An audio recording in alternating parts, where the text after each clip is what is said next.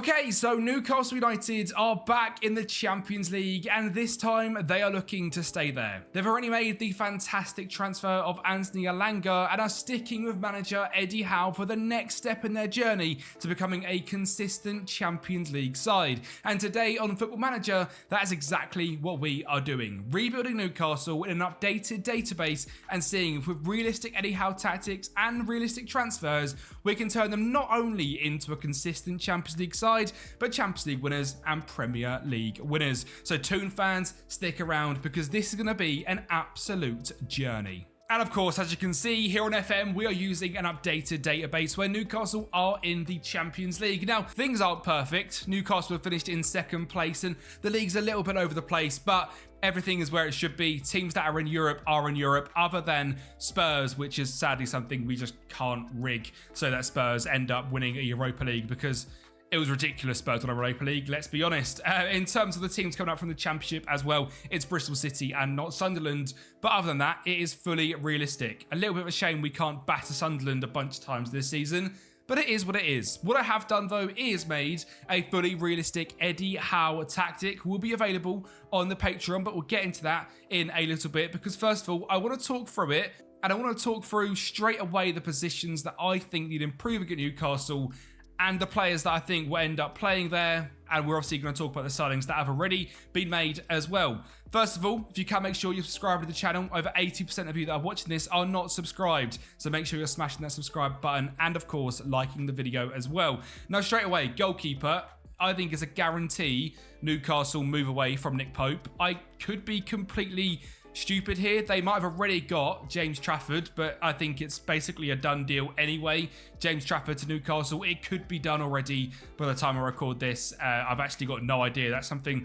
that I probably should know at this point, but I think he's still at Burnley. At left wing back, we are using Lewis Hall. He has been a revelation for Newcastle and looks fantastic in that inverted wing back role. Obviously quite an expensive signing from Chelsea a couple of years ago, but Chelsea fans are ruining the fact they sold him because he's been really good for Newcastle and I can see him being the future England left back. Moving on to right back, we are going to be using a starter in Tino Livramento rather than Kieran Trippier. Tino is a fantastic young right back. Again, already playing English football. Newcastle have really done that well in the last few years, getting young English talent into the squad, like Anthony Gordon on the left wing, who we'll get onto in just a bit. But three players in the starting 11, as well as James Trafford, who, let's be real, probably is the next number one for England, are straight away English internationals, which is awesome. Sven Botman is an absolutely fantastic centre-back when he can stay fit from injury, but hopefully this time in the rebuild here, he'll be absolutely fine. We do need to find a centre-back to play along with him, and we should be able to find that in the market. There has been a few links in real life to the likes of Mark Gurhey, Giorgio Scalvini, and a few others, so we'll get into that in just a little bit. In the base of DM, Sandro Tonali. I think I speak for everyone when I didn't expect him to come back this good. I thought he would probably move on from Newcastle. He has smashed it. He has come back into it like nothing. Obviously was banned for a year, I believe it was. It was like he never left. He has fitted right back into this fantastic midfield trio, and he's absolutely brilliant. Just in front of him on the right-hand side, we've got Bruno Guimaraes, one of my favourite midfielders to watch in the Premier League. My brother is a Newcastle fan and absolutely raves about him. Obviously, from behind me, I'm a United fan. We always have the conversations at who's the better Bruno. I still think mine is, but Bruno Guimaraes gives a pretty good go for it. He is fantastic. And then, of course, Joelinton on the left-hand side, the Mezzala on attack. I mean, what a revelation this guy has been as well, man. I mean, a striker signed, moved into central midfield. It's been about 5 years now, I think Joelinton's been at Newcastle, and he's been fantastic every single season he's been dropped into this midfield role. We mentioned Anthony Gordon earlier on, and he's someone that I think is just absolutely fantastic. He was brilliant last season. I did not expect him to be this good of a signing. Fair play, Newcastle. Absolutely brilliant signing from Everton. I thought way overpaid. Didn't think he'd contribute at all. Completely wrong. Unbelievable player off that left wing. And on the right wing, we know they have gone and signed Anthony Elanga, and that front two and behind Isak is incredible. Elanga and Gordon, that's some real pace about them. And Newcastle on the counter are going to be a scary, scary team next season. And they've managed to keep hold as well of their talisman and star player Alexander Isak. Of course, getting into Champions League football, they were always going to keep hold of him. And it is so good for Newcastle they did, because there was clubs swimming around. And I think he would have gone, because he's probably one of the best strikers in the world at this point. And he's a joy to watch. He's dribbling, he's moving on the ball, off the ball, and his finishing. He's a real top talent, so fair play to Newcastle. Obviously, mentality-wise, we are set to positive. This is how we are in possession. In transition, this is how we are. And out of possession, this is how we are as well. So if anyone does want to copy the tactic directly from the video, you are more than welcome to do that. Or if you want to help support me, there is a link down to Patreon down below. You can buy this tactic and all the save files for £3. Or if you want to help support me on a monthly basis, you can help support me for just little as £5 a month, and it helps so much. And you get access to all the different rebuild files here as well. And there's currently 25% off using code Kempi25. So make sure to go down there and do that. Now, we know Newcastle are financially very, very rich. In terms of the balance here on FM, £132 million. That debt is basically useless because, yeah, the board are just printing money at this club basically now. Overall balance-wise, 45 million. That's absolutely fine. We have got some targets here. I say that right. So we've got a goalkeeper we need to buy, James Trafford. Centre back we need to look into, Elanga, right wing. We need to look at getting them two in, goalkeeper and right wing, straight away, as they are deals that have happened already. I am looking at another centre back, so a second one to purchase, and another central midfielder as well. So we'll get into that as well. In terms of the bench players, Harvey Barnes, William Masula, Jacob Murphy, Joe Willock, Lewis Miley, Dan Burn, Fabian Schär, Trippier, and Vlachodimos all staying around. While the rest of these, you know, Callum Wilson, who has left the club, Jamal Lascelles, Isaac Hayden, Matt Targett, Harrison Ashby, Mark Gillespie, Nick Pope. I think it's time for him to move on. Dubravka, Emil Kraft, all moving on. And I think Sean Longstaff will probably end up staying around in some vicinity in the midfield as well. But without further ado, let's get into the signings we have made. Now, first up, of course, we have brought Anthony Elanga into the club. And as I mentioned, the pace of Elanga and Anthony Gordon is going to be scary. Gordon had 17, Elanga has 18. Elanga is a real counter-attacking winger. And I mean, we saw him against Manchester United last season. Got from like one side of the pitch to the other in 8 seconds and scored. It was ridiculous. And yeah, I love the fact he's gone to Newcastle. I'm a big Elanga fan. I loved him when he was at United. Obviously, he didn't quite work out. Moved to Forest, made a name for himself. Perfect. Absolutely love to see that. And now he is here at Newcastle. And here we have James Trafford, who isn't at Newcastle yet in real life, but still I think is going to happen. Lots and lots of links. Joining in from Burnley. Fantastic year last year. 21 years of age, and is another young English talent to join this squad. Now, my other signings are ones they have been linked to, but might not potentially happen. We'll have to see. Number one is Richard Rios. Now, this signing, I think, is a really clever one. He is also heavily linked to a bunch of clubs in Serie A, and by the time you're watching this, or even by the time it comes out, it could go elsewhere. What I'll say is, don't worry. He isn't very good on FM. I wanted just to bring him in and have a chat about him, because he's another player that I think has done really well from staying in Brazil until they're like 23, 24. I was heavy on Vitor Roque when he joined Barcelona. Already gone back to Brazil. Endrick at Real Madrid. There's links to him going on loan to Porto or Sporting to replace Gyökeres. I think sometimes we poach players too quickly from Brazil and they don't work out. I hope Esteval works out from Palmeiras, but is he another player that should have stayed there a couple more seasons? Because you look at Richard Rios, he looks like the real deal in midfield, and he's going to cost about 25, 30 million pounds. And I think it's a great deal. Whoever picks him up, fair play. In this rebuild, we've gone with him to Newcastle. And my fourth and final signing is the one of Giorgio Scalvini. One of FM's most loved wonder kids is linked to the Toonami in real life. They must have been playing FM because he gets incredibly good. 20 years of age, worth £150 million, 6 caps for Italy already here in FM, 6'4", unbelievably defensively and mentally, great physical stats, and would be an unreal signing for Newcastle. He's been linked to them, as well as Mark Guehi. I think Guehi most likely goes and joins Liverpool though, so Scalvini is the centre-back I brought in. Which means the team is looking a little bit like so. There is the new goalkeeper, James Trafford, new centre-back in Scalvini, and of course, brand new right-winger in Elanga. Richard Rios as a backup midfielder with Longstaff and Miley. I ended up selling Joe Willock in the end, and I kept around Jamal Lascelles as well as a fourth choice centre-back, purely for the numbers. I ran out of money. Scalvini, very expensive at FM. Elanga, very expensive. Trafford, very expensive, and we've got no in-game editor, so I had to use a little bit of installments and selling the likes of Callum Wilson for 30 million, etc., even though they've moved out on a free transfer. So is what it is, but I think this is a very realistic, probably what will happen, and very good transfer window from Newcastle, which gives them more squad depth, a stronger first team, and a real good chance to stay in the Champions League next season. Now, in terms of the media preview, we are actually predicted down in 6th place with Manchester United in 4th, which just shows how OP United are in FM, because if United get 4th, I'll eat my hat. And Spurs in 5th, who haven't got any of their brand new signings just yet on FM. Soon up, there will be a update which I'll be able to install, so they do, but still predicted above Newcastle, which is crazy. I think we are the team that are chasing down Liverpool, City and Arsenal. We're most likely to come in 4th place based on the tactics we've got and sort of the consistency of Eddie Howe and Jason Tindall at the wheel, and then the players. There's not much movement in terms of new players coming in, adding to a very strong squad, keeping their stars. I think Newcastle could be a real issue next season, maybe a real dark horse for the title. Some young players there that if they, now they're used to playing the Premier League, carry on progressing, they could be a real issue. And fair play to Newcastle for rebuilding how they have. I think everyone thought when they got the Saudi money, they would just go out there and buy the best players, like Neymar would join them. And I was sure it was going to be crazy. They've actually done it in a very clever way, a very smart way, built a really nice young squad, and are probably going to be challenging now for the next 4, 5, 6 seasons. So today, we're going to plug this into FM, come back at different points in the season, and see how we get on. We'll go a couple of seasons, see if we can end up winning the Premier League, Champions League, or FA Cup.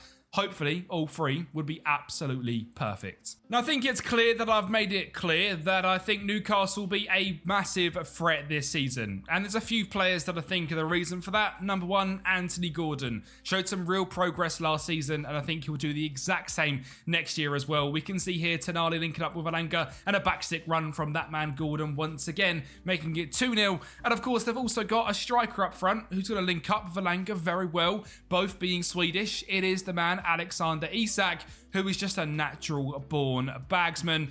Lewis Hall of that left wing there, finding a great ball in the box, but also the penalty taker in this game for a 4-0 demolition of Crystal Palace, who of course now have Conference League football, which is a bit devastating for them. But anyway, a 4-0 win, and a very convincing one at that. But it wasn't actually all sunshine and rainbows to kick off this season. We ended up losing 2 games in the first month, including Wolves and West Ham. We lost to Fenerbahce in the Champions League, as well as Salzburg. And I said we were better than Spurs. Well, they battered us 6-0 at the Tottenham Hotspur Stadium. We were still ahead of them in the title in 3rd place, but it hadn't been the perfect start to the season that we had hoped. Behind the likes of Liverpool and Manchester City by only 3 points, but ahead of Spurs, United, West Ham and Palace, who have done well because we've battered them 4-0. And Arsenal down in 8th, who have completely fallen off, which is interesting to see. I've recently done a realistic rebuild of Arsenal using all their new signings and Mikel Arteta tactics. So if you're an Arsenal fan watching this and you've not seen that, make sure to go and give that video a watch. Lucky enough for us, there was no more 6-0 losses though. There were some dodgy results, but nothing quite as bad as that. And I think the dodgiest we have to talk about is a quarter-final against Manchester City. We managed to lose this game 6-5. We had 2 injuries to Lewis Hall and Livramento, which is fantastic, and that kind of was the spell of our downfall, as Akanji and Marmoush both scored after the 90th minute to knock us out 6-5 in a simply ridiculous game. But because of our decent form in the league, we had managed to keep in 2nd place, but Manchester City were just doing a little bit better. They beat us in the league as well in that spell up until January, and after 21 games already sit 7 points clear, and are clearly after redemption for last season. Isak, 2nd joint top goal scorer, but Erling Haaland on 21 with double the amount of goals is proving to be a little bit of an issue, I'll be completely honest. In terms of goals scored, City are running away with it, but we are in 2nd place. And in terms of goals conceded, we're actually nowhere to be seen. And I think part of that reason comes down to the youthful nature of our defence, and I've had to lock in the defenders to play in most games, otherwise they don't actually play. James Trafford, a 6.99, is doing quite well, but Livramento, Hall and Scalvini are all slightly struggling with the game time in the Premier League, which is interesting to see. In terms of the best players so far, Harvey Barnes off the bench has been really good, but 2nd place is Rhythm is a dancer, Anthony Elanga. 2 goals, 3 assists, but a 7.07. That pace of the right wing is proving very dangerous. Anthony Gordon, 10 goal contributions, doing really well. It just seems like Harvey Barnes off the bench is being an absolute menace, which is exactly what we want him to do. Jacob Murphy, sadly, not quite as good on FM as he is in real life. This guy's a bit of a joke in real life. It's very weird. Having games at Colchester, Coventry, Norwich, West Brom, Sheffield Wednesday, and now just scores screamers in the Premier League for fun. Very random. Hopefully he has a massive upgrade on FM next year because he's been great for them.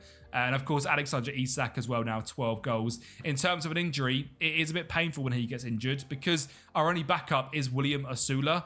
And the reason I've done that is because Osula seems to be a little bit of a favourite at Newcastle. And I don't think they need a great backup because Isak's a joke and he's very rarely injured. So we should be able to survive the games. We don't have him, but a bit of a shame when he does get injured. In terms of my goals for the second half of this season, I would love to try and make a run in the FA Cup. I'd of course like to get out of the league phase of the Champions League. We are currently struggling down in 9th place and we haven't got the easiest games coming up next in Bayern and Atletico Madrid. So we'll have to see about that. And of course, I want to finish in the top 4. That is the goals of the season. A trophy would be lovely, especially an FA Cup. But after that, I think season 2 is where we really progress because our players are now in. We can make a couple new signings and see if we can really improve this team to that next level while keeping a sprinkle of realism in there.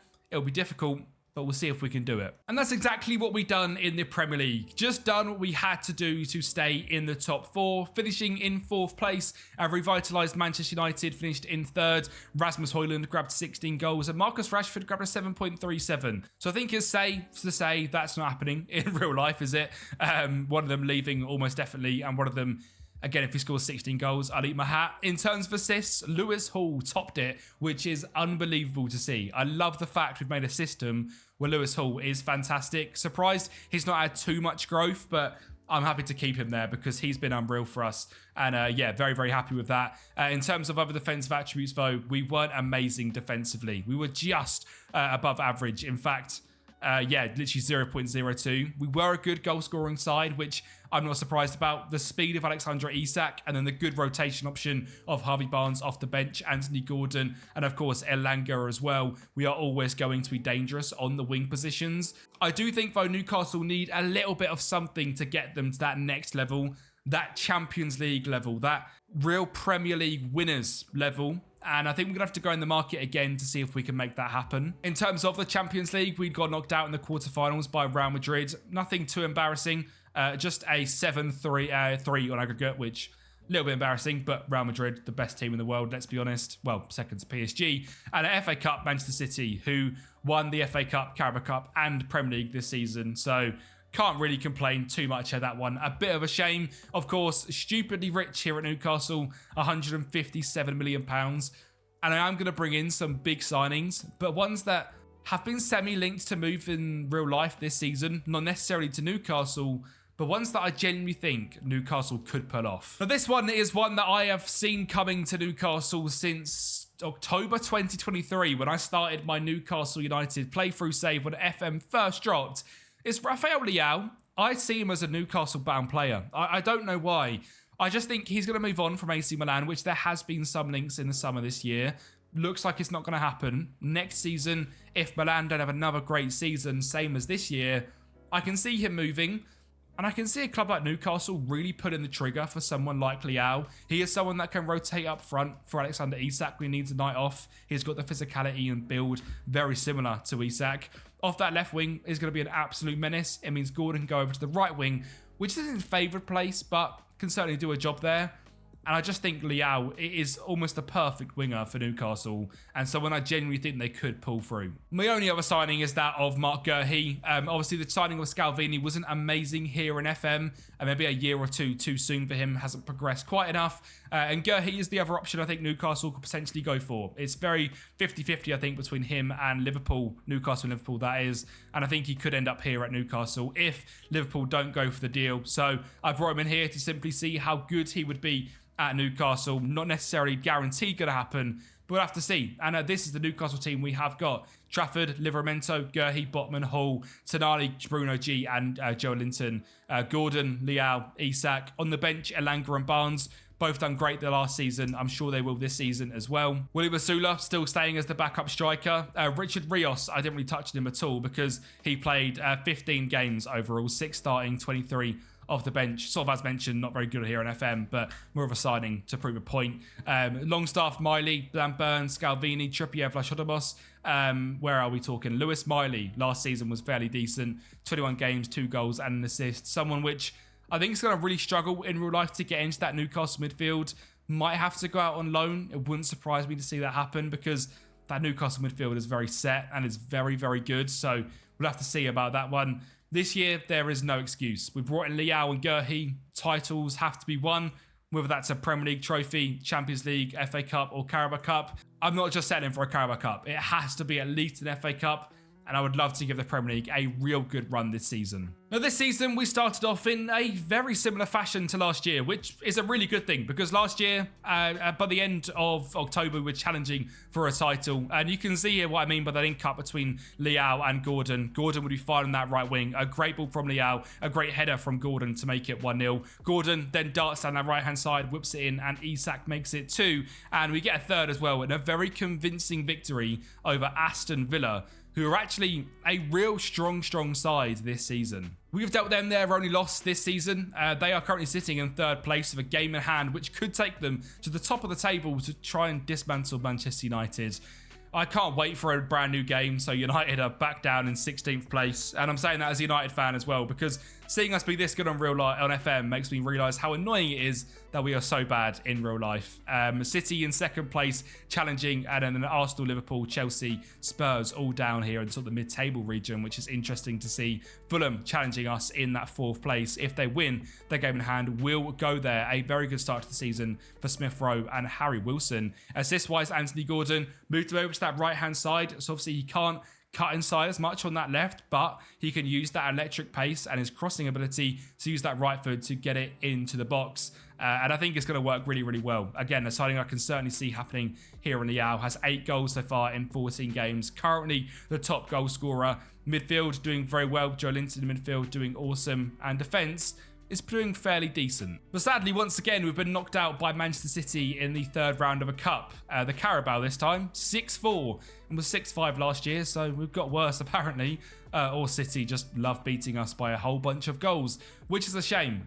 So we can't lift that trophy this season. So it really has got to be the FA Cup, Champions League, or somehow the Premier League. And I think it's safe to say that our form up until the midway point of this season has actually been pretty good. We were unbeaten in August and September, had that loss against Fulham in October, and then played a lot of the big sides in the next month. We drew to Arsenal at the Emirates, drew to City at home, drew to Chelsea at Stamford Bridge, and drew to Spurs at the Tottenham Hotspur Stadium, where we lost 6-0 last season.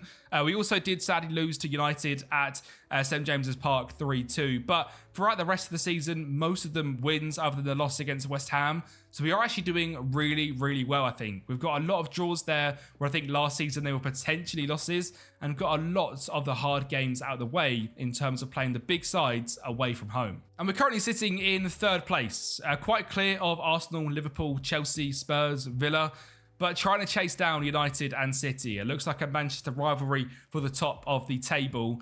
Something we might not be able to achieve this season. We'll have to see. Good to see clean sheets wise. James Trafford is up there now. We are getting certainly better defensively. He is in 2nd place. So goals are being conceded at a much less rate. But sadly, goals being scored are also at a much less rate. We had 44, I believe, at this point last season, now down to 37. And it looks like Rafa Leao has kind of overtaken Isak as our main striker, which is a shame. Not sure if Isak picked up an injury. He did, pulled knee ligaments for 3 weeks. Yeah, that's the main one, to be fair. So missed a lot of December, which might explain it. 7 and 14 isn't bad, but it's not quite Isak numbers. But Liao has been there to pick up the slack. Lewis Miley doing really well. 5 goals and 3 assists in 14. And where is the Mr. Anthony Elanga is doing okay. 1 goal, 3 assists, 15 games. And of course, Anthony Gordon, 5 assists, 3 goals in 18 games. Highest rated, we're looking at Liao, Isak and Tonali. So the signing of Liao was certainly a good one, but maybe it's upset the apple cart a bit. I'm not too sure. Things aren't going as swimmingly as I was expecting. sometimes maybe Newcastle aren't as close as I give them credit for. It just seems like they've got a really strong squad and one that could certainly compete. It could be the factor that we are playing a game which is 2 years old, so James Trafford is nowhere near as good as he probably should be. Livramento nowhere near as he probably should be. Same goes for Lewis Hall. Looking in the midfield, I think that's pretty set and good, but Gordon should probably be a 4-star, similar level to sort of Leao, really. Much better dribbling, finishing, especially at 11 is crazy. And then I think Isaac probably should be a 5-star, like Haaland level striker. Off the bench, I think Elanga should be better. I think Richard Rios obviously should be miles better. Yeah, Gurhi playing lots of games. Don't really know how, to be honest. 21 games, but Botman must be playing at left back as an inverted wing back, which is a bit weird. Might be a little FM bug really where we're doing the simulations as well, because that doesn't quite seem right that Botman's going in that position and Lewis Hall isn't playing, but is what it is. I didn't want to lock him in this season. He should have been able to play there, but bit of a shame. But we'll see. This season's not going awful. Trust me, it's not. We are obviously doing much better in the Champions League this season. We're in the FA Cup 4th round after beating Wolves, so we could still go on a mental run and win a couple of trophies. We'll have to just see how it goes. A reminder as well, if you guys can, make sure you are smashing the like button on this video and subscribing to the channel. Well, I've just got on that big rant how things weren't going very well, and then things started to go very, very well.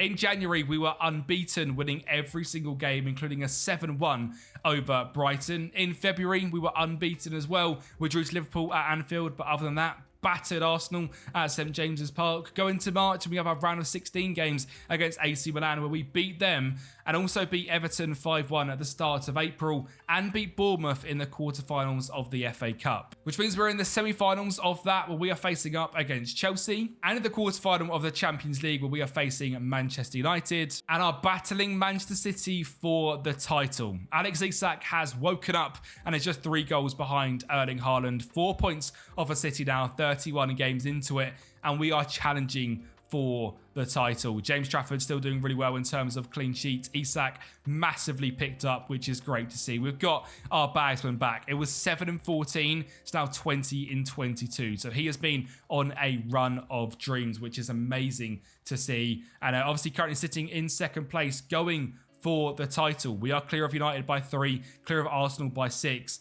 City are just very, very good and have been on a very similar dominating run. A couple of losses here in the FA Cup and they're through with the Champions League, beating Barcelona there, so lucky for them, but they have been unbelievable as well. So we have got a lot on our hands to try and do it, but good to see that we are progressing in competitions and have certainly got a chance to lift trophies. Now, sadly for us, Manchester City were just way too good, and Isak only grabbed another 2 goals for the rest of the Premier League campaign. So I should stop talking about how good Isak is because I slate him and say he's not very good and he bags loads and I say he's great and he doesn't do anything. So sadly we finished down in 3rd place, level on points with United. On goal difference they beat us by 1. Other than that we had the exact same record. In terms of goal scorers, we were actually the highest goals this season, so a nice entertaining team to watch. And in terms of conceded, only 3rd place as well, which is awesome. Of course Newcastle do play a bit of a counter-attacking style, so with this system we're not looking to keep a lot of the ball, but we are going to score a lot of goals. And the good thing is, them goals come from a range of positions as well. Isak grabbed 31, Leao grabbed 20, Miley,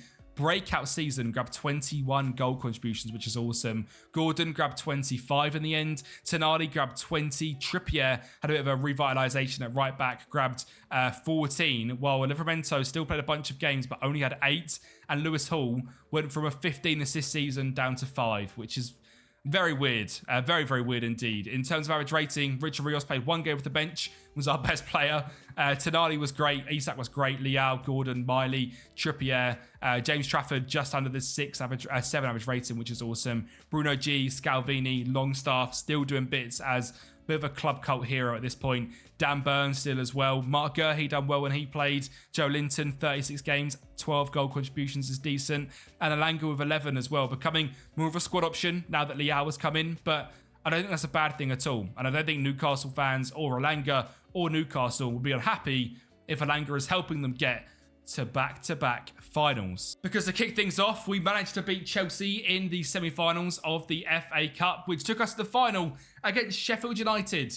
Jacob Murphy, I'd love to see him on the goal scoring sheet and in match here, grabbing a goal against Sheffield. Murphy then finds ball into Miley to then find Harvey Barnes, an English trio in an FA Cup final linking up, and Anthony Gordon was the striker in this game as well. So once again, I'm saying how well Newcastle are doing, bringing through young English talent. Awesome to see. And Longstaff, no longer young, but bagging screamers. Unreal goal, 3-0 against Sheffield United, a dominating performance as kind of to be expected.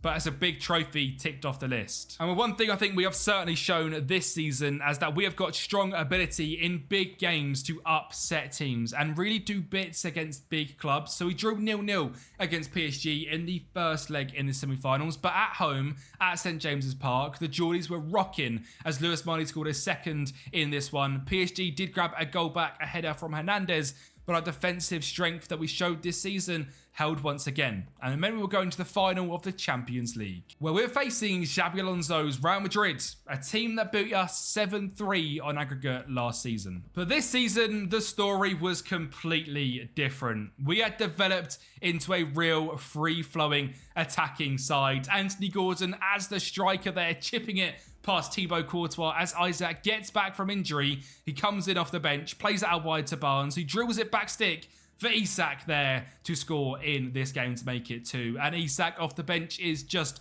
not fair. Here is a third as Dan Burner, Champions League final, finds Isak, and Newcastle are Champions League winners. And what a performance it was as well. You can see it from the match stats. We dominated them based on last season, 7-3 in aggregate. This year a 2.64, and the team we played, Trafford, Livramento, Byrne, Botman, Trippier, Longstaff, Tonali, Miley, Elanga, Barnes and Gordon. So if there was doubts about how good this tactic potentially was, as we've not managed to win a Premier League, I would think, again, we have done absolute bits. We're locking in players which suit the roles a lot better and actually playing the games myself. We've absolutely smashed it. So including our best 11 here, that is not it. We get that out there.